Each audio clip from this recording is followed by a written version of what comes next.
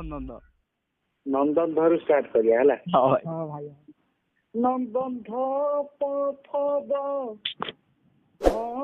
ଜରଳ ଧୂଆଁ ଧୂଆଁ ସବୁ ଦିଶୁଛି ନା କଣ?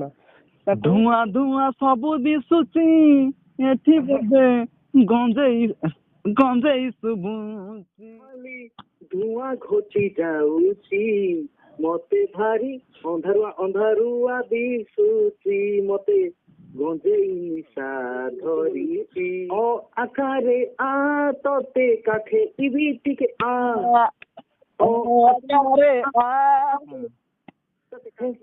ତୁ କିଏ ବେ ତୁ କିଏ ବେ ଆମ ଗାଁ ଛକକୁ ଆବେ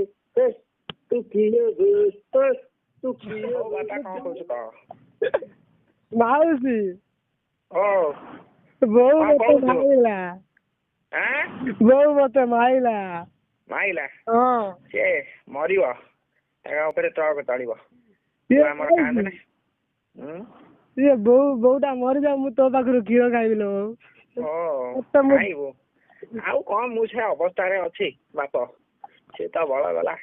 ବୟସ ଗଲା ଆଉ ଅଛି କହିମି ତତେ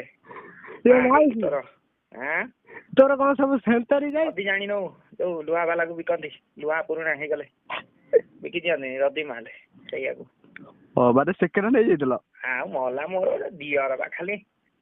ଆଖେଇଲା ଖାଲି ମତେ 6 ମାସ ଖଣ୍ଡ ସେଇ ଟାଇମ ରେ ତୁ ମାଉସୀ କହନା ସେ କଥା କିନ୍ତୁ ମୋ ମନରେ ଗୋଟେ ପ୍ରଶ୍ନବାଚକ ଚିହ୍ନ ରହିଲା ଯେ ମୁଁ କହିଲି ତୁ ତ ହେଲାଣୁ ପୁରୁଣା କାଳିଆ ବୁଢୀ ତୁ କଣ ପ୍ରଶ୍ନ ଉତ୍ତର କାର୍ଯ୍ୟକ୍ରମ ବେଳେ ଜନ୍ମ ହେଇଥିଲୁ ଖାଲି ତୋ ମନରୁ ଖାଲି ପ୍ରଶ୍ନ ବାହାରୁଛି ଚେୟାର ଉପରେ ଜନ୍ମ ହେଇଥିଲୁ ଜୟ ଟୁକୁନା ଜୟ ଷ୍ଟାଇଲିଶ ବମ୍ବେ କି ଜୟ ଆମ ସହିତ ଟୁକୁନା ଭାଇଙ୍କ ଚ୍ୟାନେଲ କୁ ବି ସବସ୍କ୍ରାଇବ କରିବେ ଟୁକୁନା ଭାଇଙ୍କର ତ ଜାଣିଥିବେ ଆପଣ ଟୁକୁନା ଷ୍ଟାଇଲିଶ ବ୍ରାକେଟ ଭିତରେ ବମ୍ବେ ଏଇଟା ଗୋଟେ ବମ୍ବେ ବ୍ରାକେଟ ଭିତରେ ଆମର ଭାଇ ମାନେ ଯୋଉ ଚ୍ୟାନେଲ ଟି କରିଛନ୍ତି